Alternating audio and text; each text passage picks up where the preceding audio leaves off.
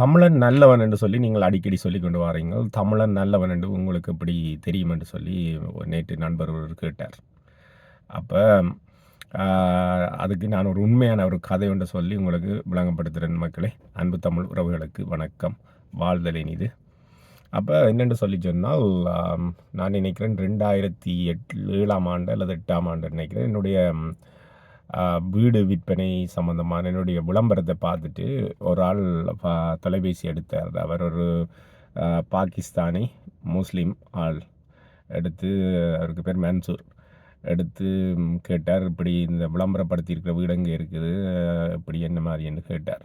இப்போ நான் அவர்கிட்ட திருப்பி சொன்னேன், நீங்கள் நேராக வாங்கோ, உங்களுக்கு மாதம் எவ்வளோ கட்ட முடியும், உங்களோட கையில் எவ்வளோ காசு இருக்குது, இப்படி பல இதுகளை பார்த்து போட்டு தான் வாங்கணும், அல்லது இந்த வீட்டை வாங்கி போட்டு நீங்கள் மாதம் மாதம் கஷ்டப்படுவீங்க அப்படின்னு சொல்லி சொன்னோன்னே, நான் ஒரு ஃபோனிலேயே வந்து ஆட்களை குவாலிஃபை பண்ணுறேன்னு சொல்லி சொல்கிறது, எம்எஃப்யூன்னு சொல்கிறது, மோட்டிவேஷன் ஏஜென்சி ஃபைனான்சிங் அப்படின்னு சொல்லி அதை பற்றி பிரவாரன். அப்போ நான் அப்படியே காய்ச்சிருவேன் என்று சொல்லி சொன்னால், விளம்பரத்தை பார்த்துட்டு 1000 விளம்பரங்கள் செய்தா அனுப்பினா, அந்த 1000 விளம்பரத்தாள்கள்லேயும் இருந்து ஒரு 100 பேர் எடுப்பினோம். அந்த 100 பேரில் வந்து ஒரு 10 பேர் தான் அது வணிகமாக்க முடியும், அல்லது அது ஒரு நல்ல வாடிக்கையாளராக வரக்கூடிய ஆட்களாக இருப்பினோம். அதுதான் இங்கே கனடாவில் இருக்கக்கூடிய அப்போதைய ஒரு ஃபார்முலா. அப்போ இவருக்கு என்ன பிடிச்சி போச்சு, நான் அப்படி இந்த ஃபோனில் கட் அண்ட் ரைட்டாக கதைச்சதை வந்து பார்த்துட்டு பிடிச்சிட்டு, அப்போ நான் சொன்னேன், எங்கே வந்து சந்திக்க போகிறீங்க, நீங்கள் பணிமனைக்கு வர போகிறீங்களா அல்லது நானும் கூட வீட்டுக்கு வரட்டா, என்னடா இப்படி கேட்குறான்னு சொல்லி போட்டு அவர் சொன்னார், நான் பணிமனைக்கு வாரேன்னு சொல்லிட்டு மகளையும் கூட்டி கொண்டு வந்தார். அப்போ இது பெரிய கதை அப்படியே போயிட்டு வேறொரு வீடு ஒன்று வாங்கினார் என் மூலமாக. அப்போ ஒரு நாள் விருந்துக்கு வர சொல்லி கூப்பிட்டார். விருந்துக்கு வர சொல்லி கூப்பிட்டோன்னே நல்ல பிரியாணி சாப்பாடு இது எல்லாம் நல்லா இருந்தது. சாப்பிட்டுட்டு அப்போ நான் சொன்னார், நான் சாப்பாடு நல்லா இருக்குன்னு சொல்லி சொன்னோன்னே, நான் தான் இப்படி ஓடுன நெல்ஸ்மேரில் இருக்கிற பிரபலமான அந்த பிரியாணி கடை வச்சிருக்கிறேன்னு சொல்லி சொன்னார். நானா அப்படியா, எனக்கு தெரியல அப்படின்னு சொல்லி போட்டு சொல்லிட்டு ஒரு நாள் நண்பர்களோட கடைக்கு போனேன். அந்த கடையில் ஒரு வாசகம் ஒன்று எழுதியிருந்தது. அப்போ அது எனக்கு மனசுக்கு பிரச்சனையாக இருந்தது.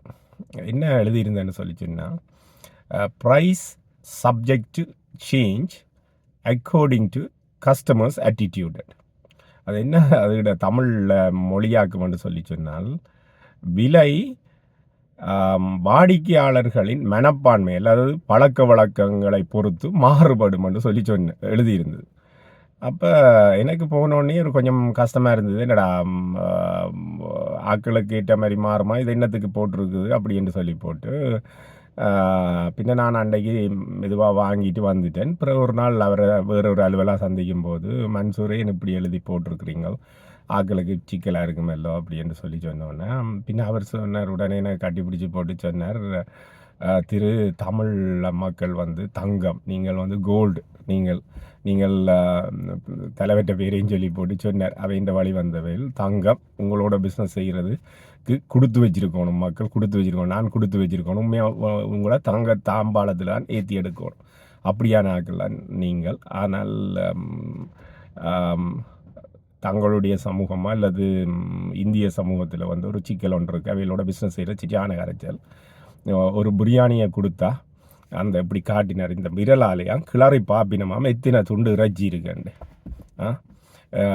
இருக்குன்னு பாப்பினோம். மற்றது என்று கூப்பிடுவினோம், மரியாதை இல்லாமல் கதைப்பினோம், கையால் அப்படி கூப்பிடுவினோம், அதெல்லாம் எனக்கு பிடிக்கிறது இல்லை. இது எந்த கடை, நான் வைக்கிறதா நெஞ்ச சட்டம்.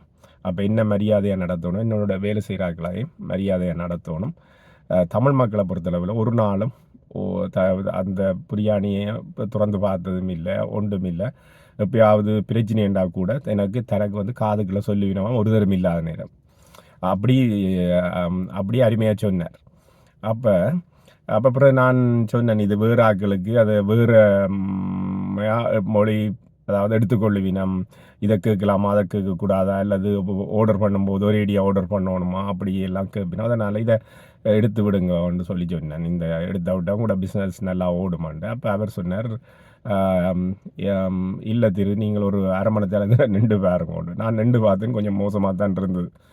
அப்படி மக்களே பாருங்கள், வேறொரு ஆள் வந்து, அதாவது எங்களோட சமூகத்தை சேராத ஒரு ஆள் வந்து சொல்கிறார். அதே நேரம் இன்னும் ஒரு விஷயத்தையும் அவர் சொன்னார் என்றால், இந்த தான் வந்து அந்த சமூகத்தோட, அதாவது இந்திய வடநாட்டு சமூகத்தோட வந்து நான் பல ஆண்டு காலம் வணிகம் செய்து வாரேன். அவைகளுக்கு சீனர்களுக்கும் தெரிஞ்ச ஒரே ஒரு விற்பனை யுக்தி வந்து விலையை குறைக்கிறது. அப்போ ஒரு ஆள் 10 ரூபாய்க்கு விற்றா அவியல் 9 ரூபா 8 ரூபா அப்படின்னு குறைச்சி கொண்டு போயினோம். ஆனால் உங்களுக்கு நீங்கள் அப்படி இல்லை, நீங்கள் பொருளின் தரத்தை பார்த்து வாங்குகிறார்கள் தமிழாக்கள். அப்போ உங்களுக்கு அது பொருந்தாது, நீங்கள் அதை பார்க்கக்கூடாது அப்படின்னு சொல்லி போட்டு நான் சொன்னேன், அப்படி என்னால் உங்களோட அந்த மொழியிலேயே போடுங்களேன்னு என்னத்துக்கு ஆங்கிலத்தில் போட்டு எல்லாரையும் கஷ்டப்படுத்துறீங்களேன்னு சொன்னால், அவர் அது கனகாலமாக இருந்தது. ஆனால் இப்போ அந்த வணிகத்தை அவர் வித்துட்டார். கரை பேருக்கு நான் யாரை பற்றி கதைக்கிறேன்னு, இது உண்மையான கதைன்னு உங்களுக்கு தெரியும் மக்களே. அப்போ அதைத்தான் சொல்ல வந்தேன் நான். அதே நேரம் நீங்கள் தமிழாக்களோட மட்டும் பழகி போட்டு தமிழன் கூடாதவன் அவன் அப்படி இப்படி என்று சொல்லி சில பேர் சொல்லுவீங்க. பாரதியரை பார்த்தீங்கன்னு சொல்லி சொன்னால், யாமறிந்த மொழிகளிலே தமிழ் மொழி போல் இனிதாக ஒன்றையும் காணையில்லைன்னு சொல்கிறார். அவருக்கு 10க்கு மேற்பட்ட 12க்கு மேற்பட்ட மொழி தெரியும். ஆங்கிலம், பிரெஞ்சு, அது இதுண்டு எல்லாம் தெரியும். அப்போ எல்லா மொழியையும் படித்து போட்டு தான் அவர் சொல்கிறார், இந்த தனக்கு தெரிஞ்ச மொழிகளில் தமிழ் மொழி போல் இனிமையானது ஒன்றையும் காணையில்லைன்னு. அதே மாதிரி நான் பல வணிகங்கள் வச்சுருந்தேன். நான் தமிழர்களோட மட்டும் இல்லை, தமிழர்கள் அல்லாத பலரோடையும் வேலை செய்திருக்கேன். ரஷ்யர்களோட வேலை செய்திருக்கேன், இத்தாலியர்களோட வேலை செய்திருக்கேன். அதாவது எனக்கு வாடிக்கையாளர்களாக இருந்திருக்கு.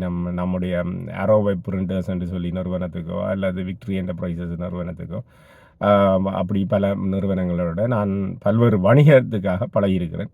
பலர் வந்து தமிழ் சமூகத்தை நாங்கள் படு உயர்வாக பார்க்கணும், அவையோட பழகினா தான் தெரியும். பலர், நான் சில சமூகங்களை பேர் சொல்லி கூப்பிட இல்லை, அண்ணன் தம்பி கூடி தங்களுக்கு கொலை வழக்கு பதிவு செய்யாட்டி அண்ணன் தம்பியை கூடி கொள்றதுக்கோ தம்பி அண்ணனை கூடி கொள்றதுக்காக சொத்துக்காக பல இதுகள் இருக்குது. அந்த வகையில் வந்து தமிழர்களுடைய அந்த உளமார்ந்த அந்த இசைவாக்கம் பண்பாடு இருக்குல்லோ, அந்த பண்பாடுன்றது மனசில் இருந்து வாரது, அதுதான் அந்த உயர்ந்தது.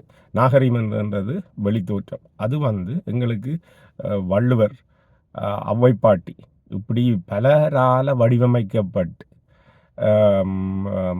வந்திருக்குது. அது வழி வந்து மரபு வழி வந்திருக்குது. அப்போ நம்முடைய அந்த சிந்தனைன்றது வந்து ஒரு பல்லுயிர் ஓம்பும் சிந்தனை என்று சொல்லி சொல்கிறது வள்ளுவ பெருந்தகை. அதனால தான் சொல்லுவார், பிறப்புக்கும் எல்லா உயிருக்கும் என்று சொல்லி. அதாவது சாதியின் அடிப்படையிலேயே நாங்கள் யாரையும் பிரித்து இப்படி பார்க்கறது இல்லை. அப்போ பிறப்பில் எல்லா உயிரும் ஒன்று தான் அந்த மாதிரி அந்த ஒரு ஒப்புயிர்வற்ற தத்துவத்திலிருந்து தமிழர்கள் வந்த நாங்கள். அதால் வந்து தான் எங்களுக்கு இந்த உலகத்தை வந்து ஒரு சமனாக எல்லாரையும் பார்க்குறதுக்கும் எல்லா உயிரும் இன்புற்றிருக்க வேண்டும் என்று சொல்லி நாங்கள் இறைஞ்சுறதும், அதாவது கும்புறதை வந்து இறைஞ்சுறதுன்னு சொல்லி சொல்லுறது, அல்லது இறைவனை வந்து மனசில் வைக்கிறதோ அந்த மாதிரி சொல்கிறேன் மக்களே. அந்த வகையில் வந்து நாங்கள் வந்து எல்லாரையும் வந்து அன்போடையும் பண்போடையும் எல்லா உயிர்களையும் வந்து சமனாக மதிக்கவும் இரண்டவும் எங்களுக்கு மரபிலேயே அதை சொல்லி தந்திருக்கு மக்களே. அதனால் வாழ்தலின் இது நாமார்க்கும் குடியெல்லாம் நம்மனை அஞ்சோம்.